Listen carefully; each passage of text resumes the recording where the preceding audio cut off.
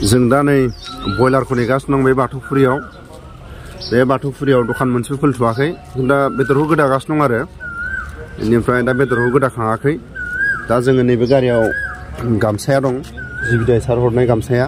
नै बेनो बेखौबो जों हैगोन ओमफ्राय दा दखाना गंसे खुलिथ'वाखै माखासे माल दा फुंनि 7 बाजि जाबाय दा सोरबाफोर जुदि खना खनला आन्दायना दङबा आंनि मबाइल नाम्बार आरो देरहासार इस्लारिनि मबाइल नाम्बारखौ सोरबाफोर फन थुनानै बबेयाव लोगो हमनांगौ माब्रै माबानांगौ गुबुन गुबुन जायगानिफ्राय फैनाय फैफेरै न'खरनि सोरबाफोर जोबथेसालियाव थानाय जायफोर बिथांमोना मालाबाबो फैफेरै बिथांमोना बे मबाइल नाम्बाराव बुनानै जोंनि नाम्बाराव बुनानै माब्रै फैनांगौ आरो जोंनि सेंग्राफ्रा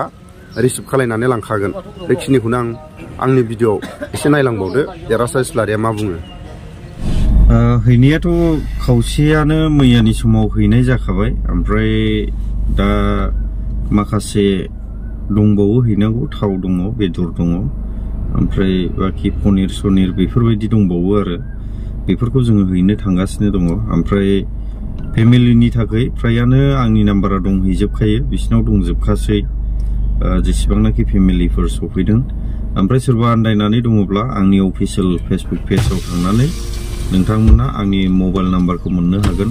बेवहाय जेनेरेल मोनसे वाट्सएप नाम्बार होनानै दोननाय दङ लोगोसे बेवहाय कल खालामोबाबो दिनैनि दिनाव मोननो हागोन एसेसा मबाइला सुइच अफबो जानो हागौ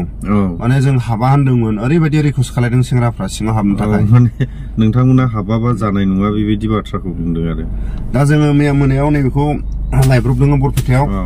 मथा मथि जों फैफिननायाव हरनि 2टा जाबोदों 2टा ओमफ्राय दा जों बेखौ हैना दोनदों गामसा